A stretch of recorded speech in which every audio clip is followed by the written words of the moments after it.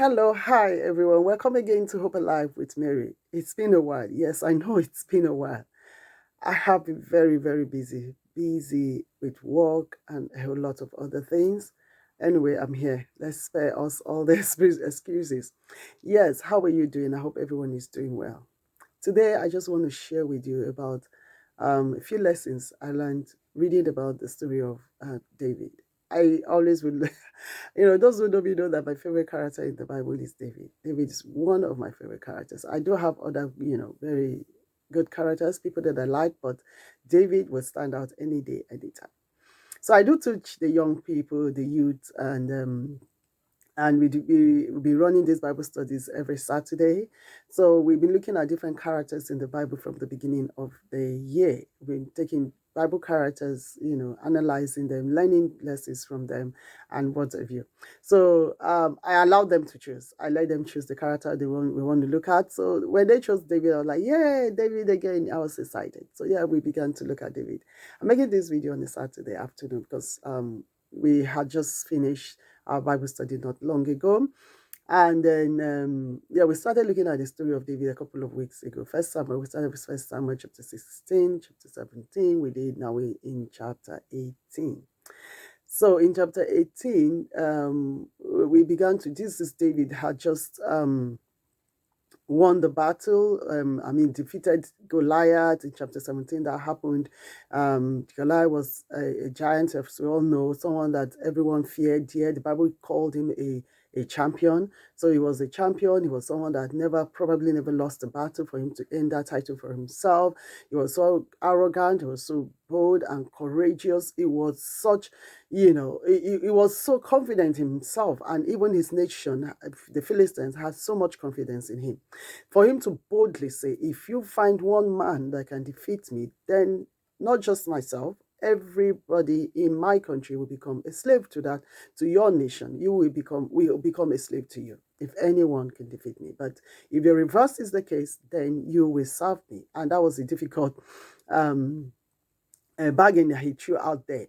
So it was really a difficult one. So for 40 days, the Bible says he defiled the army of God's people. He spoke rudely against God. He dared them. He challenged them. He did everything. And there was nothing the children of Israel could do. And it took just one little boy, about 17 years old, to rise up and take responsibility and said, who is this uncircumcised Philistines to defile the army of the living God? Anyway, I'm not talking about that today. I'm just like, okay, going back in that lovely story, First Samuel 17. Please go read it. It's always, there's so much to learn from that contest with between David and Goliath, even though it was supposed to be between the nation of Israel and Philistines, but actually it is between David's destiny, David's life, David's purpose, and the enemy. Okay, so that's what I am learning from that battle. Of course, yeah, he stood for Israel. Yes, what he did was to free Israel, but it was about David's destiny. It was about his purpose. So in looking at that, you know issue and things that came against David, one of the lessons that we shared in among us in the youth today is the fact that challenges will definitely come, trouble will come, bearing in mind that David had just recently been anointed as king. So with that anointing, you would think, oh, everything's going to go smooth. Everything's going to be fine. It's going to be loved. It's going to be endeared. God is with him and all that. But yes, all that is true. But it had to take challenges in his life to bring out his true purpose. He had to face Goliath to become who God wanted him to be. It was after, all the while he had been in the bush, bearing also in mind that his family never thought much of him.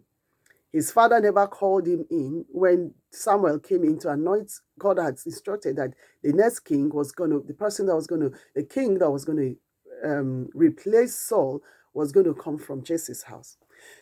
Jesse never thought of David. Okay, so his family never thought much of him. And even when he showed up in the battlefield, his brother said, "What are you doing here?" They told him off. Okay, they told him off, wanted him to leave.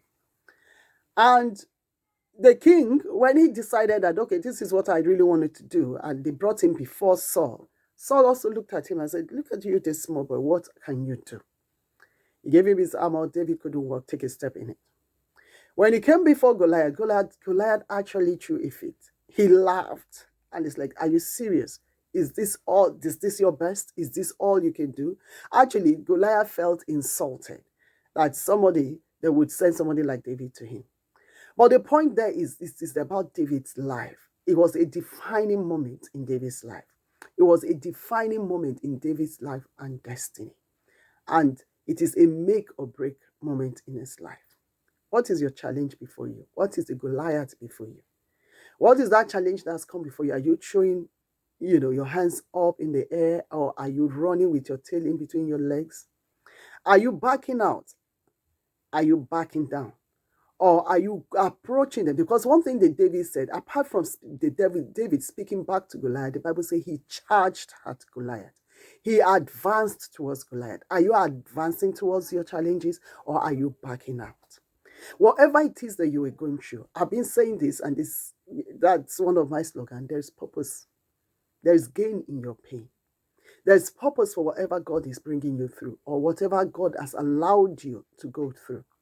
There is purpose in it. The issue is how David handled Goliath was going to determine what was going to become of David. And I'm so happy that David defeated him. I'm so happy that David was equipped with all that he needed to win the battle. Are you equipped? Are you prepared for your Goliath? Have you backed out from your Goliath over and over, and you find yourself in this cycle of coming back to the same point, coming back to the same Goliath, because you hadn't defeated it? You haven't moved to your purpose. You haven't begun to achieve your purpose in life because you have chickened out. You have backed down. You have bowed out. Are you going to face and charge at your Goliath today? And I can always also say to us, preparation is the key. If your Goliath has not come, what are you doing with the bears and the lions that are confronting you right now in the wilderness? David trusted God through his experiences. He grew in faith through the things that he had gone through. So when Goliath came, he said, "Oh goodness, this is familiar. This is no different to what I have gone through in the past. It might be big, look bigger, look more daunting and fearful, but at the end of the day, it's the same God who brought me through when I was faced with the lions, when I was faced with the bear. That same God will bring me through now." It is your experience with your walk with God that will bring you through whatever you're going through. I'm going to leave it here today. I'll be with you very soon again. And don't forgetting you guys, I am still here. I'm still praying for you. And keep your hope strong and alive no matter what you're going to. God bless you. Subscribe to my channel if you haven't. Like it, share it. Let me hear from you. Leave me a comment on the channel. Let me know how this video has been a blessing. If you have a question, you have a concern, you have your own lessons and things you have learned from the life of David, please do put it there. But I'll come up and keep talking about David in this time and in this season. God bless you. Bye.